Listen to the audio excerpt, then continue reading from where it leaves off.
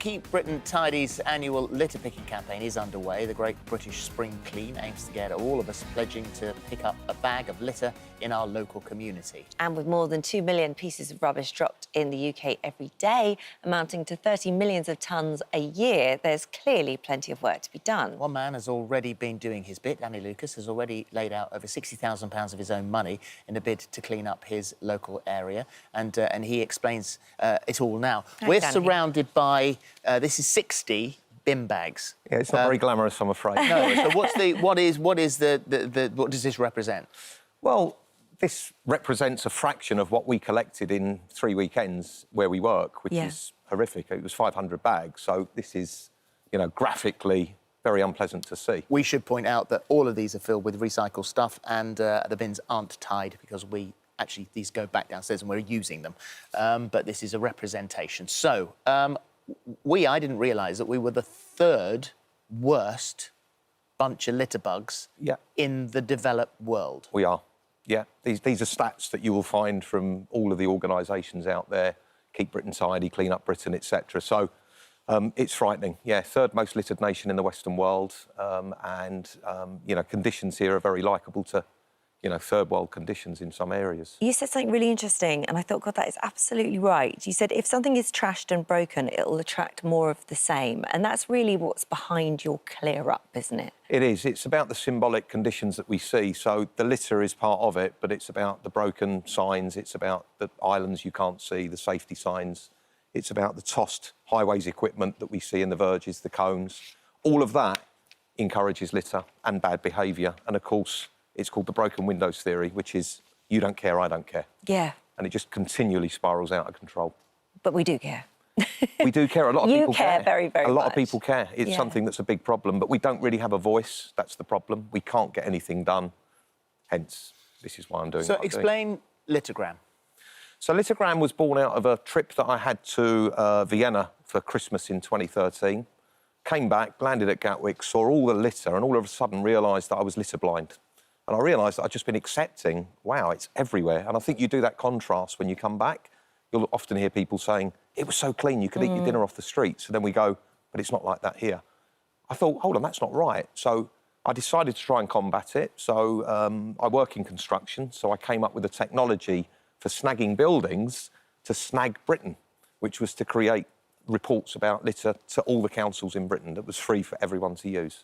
And what reaction do you get from the councils? I mean, just looking at how much, you know, initially you've spent £17,000 to do one big clean-up. Since then, it's been £2,000. I mean, you'd have thought sort of local authorities would love you. Surely you're helping them. In my naivety in the early years, I actually thought they did. And then I realised that actually the system's completely broken at every level and that there's no real desire to change it, which was very sad for me to see, because I lived and breathed this for about 7 years before I then realised, wow, this is never going to change. Well, the government spend millions on contractors to do this. That's right. So that's not working. No, they're getting paid, but they're not doing the work. We've got evidence of that through freedom of information requests that prove that contractors are being paid without penalty to not deliver. And the council bosses are just allowing this to happen, which is shocking. Awful. Yeah, it's like me saying I'll paint your house every year and you say I'll pay you 10 grand every year and you just pay me regardless, and I never do it. The other thing that both of us were surprised about this morning, you think, right, well, get out, take a bag, you know, go and pick up some litter as you go on your dog walk or whatever, do your bit. Yeah. If you were then to take that bag to the tip, you could be fined. Well, the rules at the tips turn everyone away. I mean, that's why we've got fly tipping, because everyone can get rid of it for nothing with no fines. So why take it to the tip? And that's what the general public that do good find. They take it there and they're turned away. I mean, you can take a bag of litter to the tip. Yeah. If you repeatedly go back, the CCTV recognises your number plate. That's it. And say this is a repeat person using this facility. Exactly. So what do we do then in that case? I mean, like, there are two things. What the hell happened to this country to make us such a bunch of I don't care litter bugs? Yeah. And what do you do to fix it? Well, I think the culture is very much it's someone else's job and I'm creating work by throwing it out my window. There seems to be that. I think, unfortunately, eating on the go is a big problem, which means people want it out the car. So that culture thing mixed with it's everywhere anyway, it doesn't matter. That is the big problem. You know, the authorities, unfortunately, need to be the ones that set the example because they've got the power. They're the ones that have been made the duty body in this whole game. And if they do that, all of a sudden it improves things and it educates people and it changes everything, as we've proved in our small stretch. So what can we do? What can people do? Do it themselves, unfortunately. that is the takeaway as far as I'm concerned, because I've spent nearly 10 years now trying to do this, and for the last 2 years I've given up and just said we're doing it ourselves, and that's what we do. I hope that changes. It just seems like an awful lot of money is being wasted and not being put into areas that could... I'm sure hundreds of thousands have been wasted across this stretch of 4 miles that we maintain for 10 years with nothing done. And for a very small amount, if you look at 60,000 over 2 years, that's not a lot of money to an authority. We've done all of it, and it looks brand new. The council have pushed back on you as well.